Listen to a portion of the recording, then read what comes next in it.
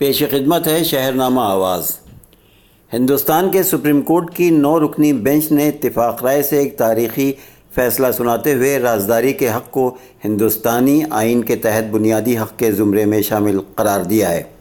اس فیصلے کے بعد اب رازداری کے حق کو بھی آرٹیکل 21 کی طرح بنیادی حق تسلیم کیا جائے گا۔ اس فیصلے کو جہاں مرکزی حکومت کے لیے بڑے جھٹکے کے طور پر دیکھا جا رہا ہے، حکومت نے اسے جھٹکا اس لیے کہا جا رہا ہے کیونکہ حکومت مسلسل اس کے خلاف تھی اور اس کا موقف تھا کہ عوامی بہبود کی تمام اسکیموں کا فائدہ اٹھانے کے لیے آدھار کارڈ کو لازمی کیا جائے۔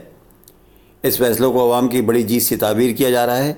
واضح رہے ماہرین مسلسل آدھار کارڈ کو رازداری میں خلل کے طور پر مانتے آ رہے ہیں، جبکہ اس کے برخلاف حکومت یہ دلیل دے رہی تھی کہ ڈیجیٹل دنیا میں لوگ اپنی تفصیلات تھرڈ پارٹی ویب سائٹوں جیسے گوگل اور فیس بک کو دے رہے ہیں، تو پھر حکومت کو وہ کیوں نہیں دیتے؟ اس میں کیا حرج ہے؟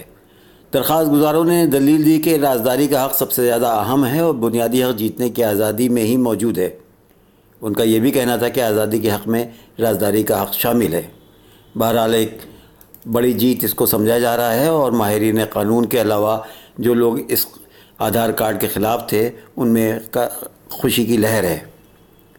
ادھر کلکتہ سے خبر موصول ہوئی ہے کہ مغربی بنگال کی وزیر اعلیٰ ممتا بنرجی کا ایک فیصلہ تنازعات کا سبب بن سکتا ہے۔ ممتا نے کہا ہے کہ درگا پوجا کے بعد مورتی کو 30 ستمبر کی شام 6 بجے سے 1 اکتوبر تک سیرانے پر پابندی لگا دی گئی ہے۔ یہ فیصلہ محرم کے جلوسوں کی وجہ سے لیا گیا ہے۔ گزشتہ سال کی طرح اس سال جب ایک ہی موقع پر دونوں تہوار ہوں گے تو مورتی کی سیرابی اور محرم کی تقریبات میں کوئی خلل پڑ سکتا ہے، اس لیے یہ احتیاطی قدم اٹھایا گیا ہے۔ بدھ کو ممتا بنرجی نے اس مسئلے پر درگا پوجا تنظیموں، مسلم کمیونٹی اور دیگر مذاہب کے رہنماؤں سے ملاقات کی اور اس کے بعد انہوں نے یہ فیصلہ کیا ہے۔ ممتا نے اپنے حکم کے بارے میں ٹویٹ بھی کیا ہے۔ گزشتہ سال بھی ممتا نے وجے دشمی کے موقع پر مورتی کو سیراب کرنے پر پابندی عائد کر دی تھی۔ 2016 میں دسہرہ 11 اکتوبر کو تھا، جبکہ اگلے دن یعنی 12 اکتوبر کو محرم تھا۔ قطر نے سعودی عرب سمیت دیگر عرب ممالک کی جانب سے لگائی جانے والی پابندیوں کے باوجود ایران کے ساتھ اپنے سفارتی تعلقات مکمل طور پر بحال کر لیے ہیں۔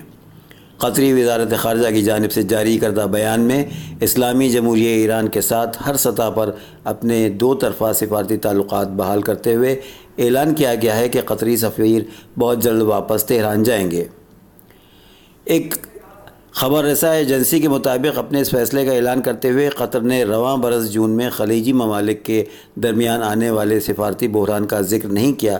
قطر نے گزشتہ برس سعودی عرب میں ایک شیعہ عالم کو سزائے موت دیے جانے کے بعد ایران میں 2 سعودی سفارتکاروں کے قتل پر ریاض سے اظہار یکجہتی کرتے ہوئے تہران سے اپنا سفیر بلا لیا تھا۔ آج بس اتنا ہی، کل انشاءاللہ پھر ملیں گے۔ خدا حافظ۔